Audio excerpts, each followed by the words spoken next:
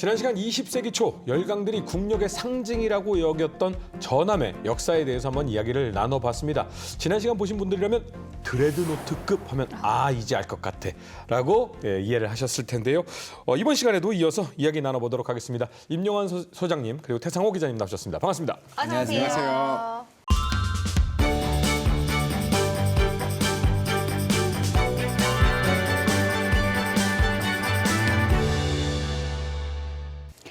네, 지금 말씀하신 것과 같이 20세기 시작할 무렵에 이 열강들의 전략 무기였던 전함, 거함거포에 대해서 지난 시간부터 계속 이야기를 하고 있는데요. 2차 세계대전이 이뤄지면서 이 양상은 좀 달라지는 게 아닌가 이런 생각이 들거든요. 어떻게 되죠? 극한으로 간다고 볼 수 있습니다. 근데 전함이 커졌더니 문제가 뭐냐? 무거워요. 무겁죠. 네. 게다가 기존의 배를 진수하던 조선소에서 그 규격으로, 그 사이즈로 그렇게 거대한 전함을 만들 수가 없는 거예요. 그랬더니 전함을 진수시키는 조선소도 개축을 해야 되고 전함이 정박하는 항구도 그러네요. 어느 정도 증설을 해야 되는 겁니다. 게다가 전함이 커지면서 이 승조원들의 숫자가 급격하게 늡니다. 보통 기본적으로 2,500명이 넘어요. 그렇기 때문에 전함이라고 하면은 거함거포이면서 동시에 돈을 먹는 하마가 되는 겁니다. 그래서 야마토 전함을 당시 건조할 때 일본 제국의 1년 예산의 1% 이상이 전함 한 척에 들어가게 됩니다. 우와, 한 척이에요? 예. 지금 따지면 대한민국의 1년 예산이 한 600조 넘어가니까 1%면 6조 원 이상이 들어가는 거예요. 그렇죠. 전함의 몰락이라고 하면 사실은 여러 가지 사건들이 있습니다만 가장 유명한 사건은 아마 이 밀리터리를 좋아하시는 분들은 다 아시겠습니다만 야마토의 눈물이 아닌가라는 생각이 드는데 야마토는 인류 역사상 최대 전함이죠. 네, 이 야마토는 1941년 12월에 취역을 했어요. 그래서 1942년에 미드웨이 해전이 벌어지는데 그때 일본군 연합함대의 기함이었습니다. 이 야마토라는 이름은 이제 한자로는 대환인데 이게 일본의 율령 시대 때 지금의 나라시가 야마다이국인데 거기서 이름을 딴 거예요. 이 배는 일본 해군의 그 최대 기지라고 할 수 있는 히로시마 옆에 구레에서 건조를 했습니다. 근데 이 건조할 때 보안이 말도 못해가지고 아주 주민들이 좀 징그러워 죽으려고 그랬다고 그러더라고요. 근데 항상 보면 과잉이라는데 그 당시에 이 배 이름도 댈 수가 해도 걸려가지고 힘들어 죽겠다. 자 영화에 때문에. 나오는 그 이름을 댈 수 없는 빌런의 주인공 같은. 네, 뭐 그래서 그 덕분에 보안은 철저하게 유지돼가지고 미국이 야마토 건조 사실을 몰랐다고 합니다. 근데 알았어도 안 믿었을 것 같아요. 근데 야마토가 얼마나 컸냐면 와 이거 진짜 믿기지 않는데요. 배의 크기는 배수량으로 보는 게 제일 좋거든요. 근데 이제 만재 배수량을 따지면 야마토가 72,809톤입니다. 72,809톤. 독일 최대 전함이었던 비스마르크, 유럽의 최대 전함 53,300톤이에요. 2만 톤이나 차이가. 그러니까 1.5배예요? 예, 1.5배예요. 그다음에 미국 최대 전함이었던 미주리오. 그 2차 태평양전 때 일본 항복받고 인천 상륙 작전에도 그렇죠. 동원됐던 미주리오가 58,464톤. 거의 2만 톤 가까이 적어요. 한 1만 5천 톤이 적나? 최대 승무원 숫자는 2,800여 명이고요. 무장으로는 당시 최대였던 460mm 45 구경장, 3연장 주포가 3기가 장착돼 있고요. 155mm 60 구경장, 3연장 부포탑이 4기, 155mm 60 구경장, 3연장 부포탑이 2기, 각종 대공화기가 180여 문이 설치돼 있었습니다. 일본은 이 야마토에 대한 자신감이 엄청났었죠. 그냥 말 그대로 거함거포주의 시대의 국력의 상징이죠. 당시 항모에서 압도적이었기 때문에 미드웨이에서 진다는 생각을 안 했어요. 그러니까 미군 항모의 2배가 넘었잖아요. 그리고 함재기 성능도 월등하게 좋았고 훈련도 잘 돼 있었고 그러니 2배가 넘는 전력으로 가는데 여기다 항모 2개를 더하느니 막강한 전함을 내보내서 항모의 엄호를 받으면서 그냥 일개 부셔버린다. 이게 내가 지금 이게 사실을 떠나서 나도 한번 이렇게 그림을 그려보면 굉장히 호쾌할 것 같긴 해요. 그런 느낌이. 얼마나 신나겠어. 막 이러고 있는데 미군기들은 오다가 일본군 항공망 방어망에 다 걸려 떨어지고 그럴 때 탁 나타나서 항모 한 2개 격파하면 살아남은 미군 비행기는 물에 다 떨어지고 와 이런 근데 생각. 아꼈잖아요. 뭐 하여간 제가 이게 좋다는 게 아니라 그렇게 생각을 했을 것 같아요. 그만큼 투자하는 건 좋은데 그에 따른 충분한 보상, 결과가 과연 잘 따라져 왔는지 이게 사실상 궁금하거든요. 어떻게 보면은 역사상 가장 큰 크기의 전함인 야마토 실전은 어땠나요? 아 이게 야마토는 이제 실전하면 또 이게 야마토의 구력으로 유명한 게 많은데 네. 일단 미군 함재기가 무서워서 거의 나가질 않았어요. 그러다가 이제 그 드디어 이게 전투가 이제 미국이 상륙해서 필리핀까지 오니까 안 나갈 수가 없다. 뭐 그때 와서 막 통사정도 하고 그랬대. 이걸 이렇게 세워놓을 겁니까? 그래서 드디어 나갔죠. 네. 그래서 필리핀에 미군 항모를 격침하러 나간 게 아니라 미군 수송선을 격침하러 나갑니다. 그래서 이때 레이테로 갑니다. 그랬는데 이때는 야마도만 간 게 아니라 자미하면도 무사시도 같이 가요. 그래서 갔는데 이 미군 항공 전력 앞에 당할 수가 없잖아요. 그래서 여기서 무사시가 격침되게 됩니다. 무사시가 참 열정적으로 싸웠었죠. 무사시에 대해서 간단히 소개를 먼저 드리고 어떤 식으로 전투가 벌어졌는지에 대해서 말씀을 드릴게요. 무사시는 잘 아시듯이 야마토급의 2번 함입니다. 그렇기 때문에 야마토에서 문제가 됐다라고 이야기됐던 부분이 상당 부분 개선된 어떻게 보면 더 최신형 전함이죠. 자, 1944년 10월에 레이테만 해전의 함대 일원으로 출동을 하는데 24일 날 시부얀 해역에서 미 항공 세력들에게 발각이 됩니다. 그러면서 제파식 공격을 당해요. 12시부터 제파 공격이 시작이 됐고 3시까지 계속적으로 제파 공격이 감행이 됩니다. 제파식 공격에 많은 피해를 입어서 함대를 따라갈 수가 없었습니다. 그래서 무사시와 그리고 피해 입은 다른 선박이 함대에서 이탈을 하게 돼요. 그러니까 어떻게 보면 더 좋은 먹이가 된 거죠. 다시 엔터프라이즈에서 발진한 함재기들이 계속적으로 공격을 가하게 되고요. 7시 35분경에 완전히 침몰을 하게 됩니다.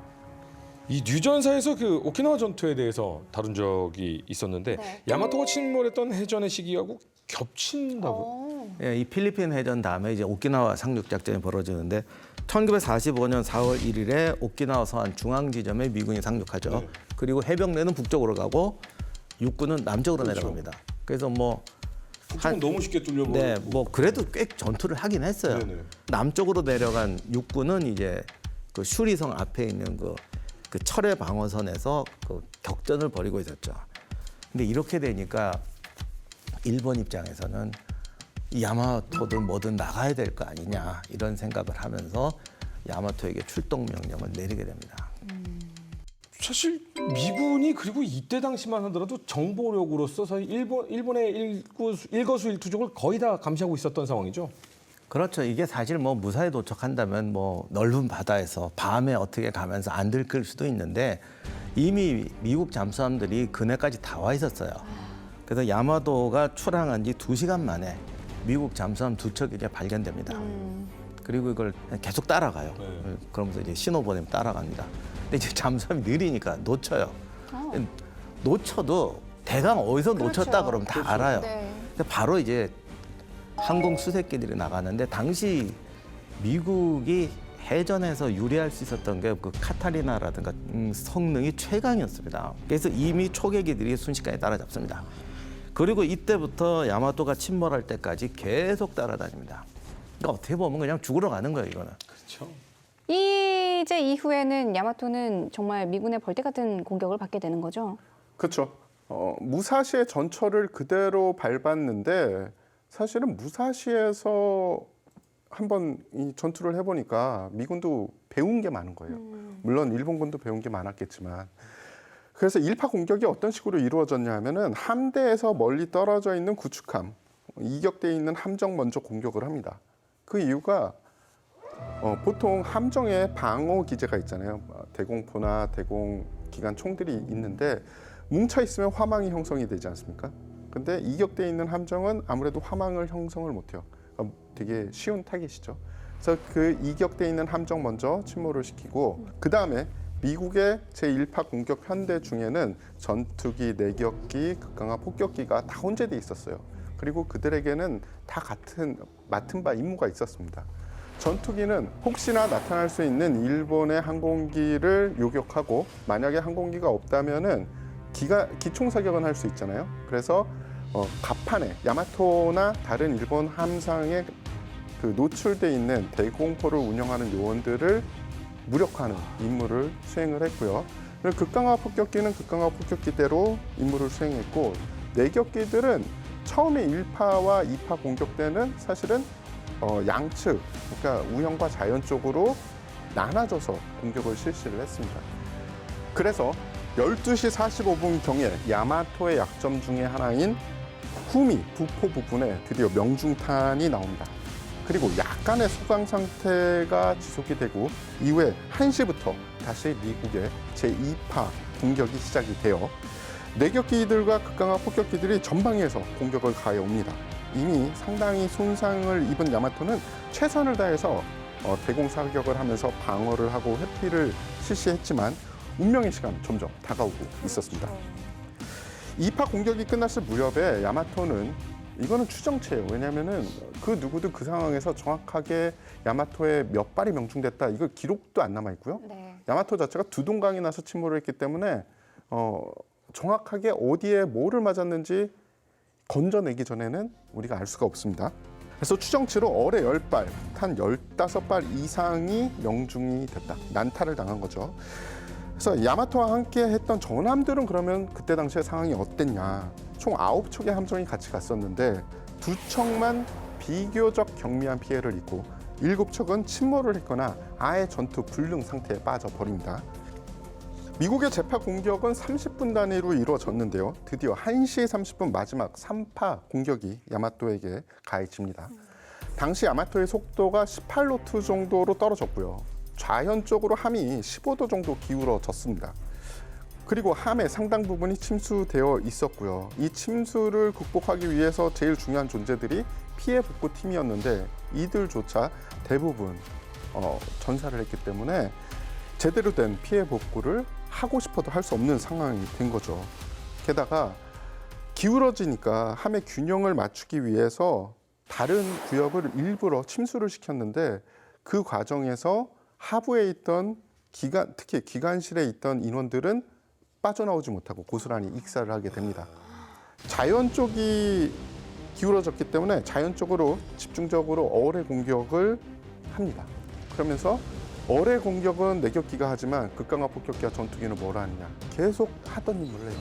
이 과정에서 적어도 10발의 어뢰가 추가적으로 자연과 방향타 부분에 집중이 되자 야마토는 속도가 7노트로 떨어지고요.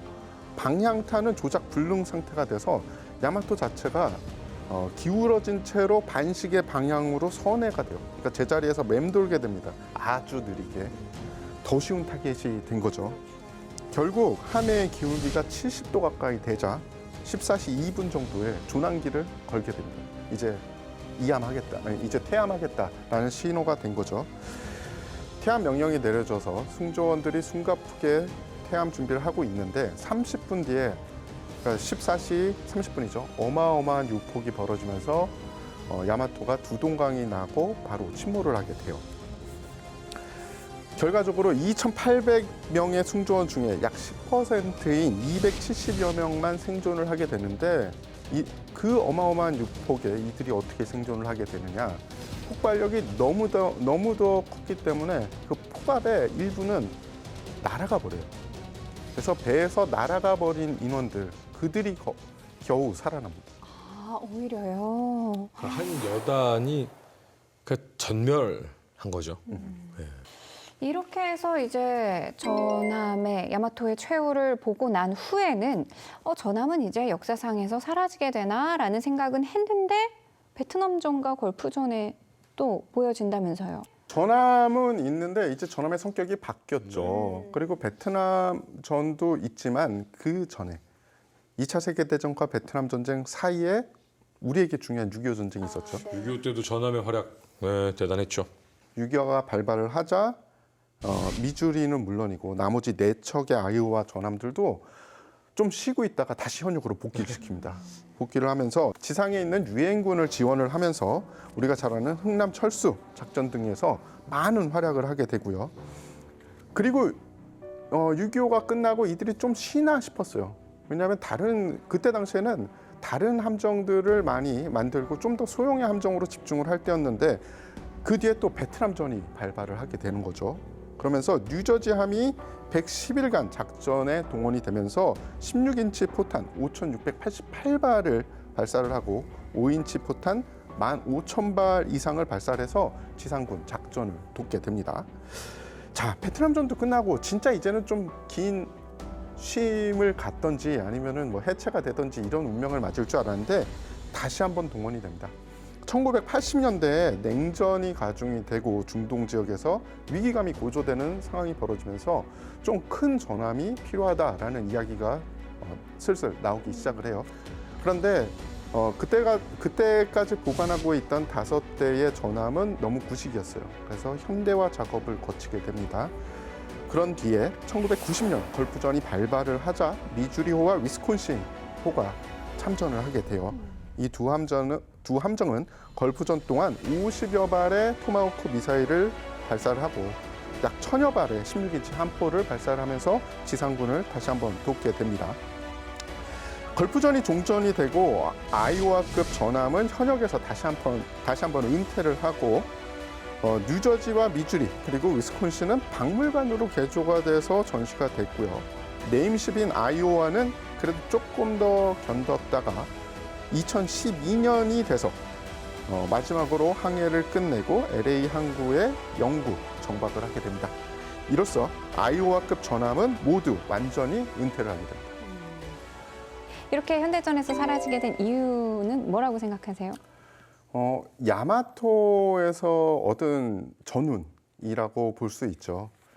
드디어 바다도 항공 세력들이 지배하는 그런 시대가 왔고요. 그리고 그 이후에는 어떤 일이 벌어졌냐면 대함 미사일들이 점점 발전을 하게 됩니다.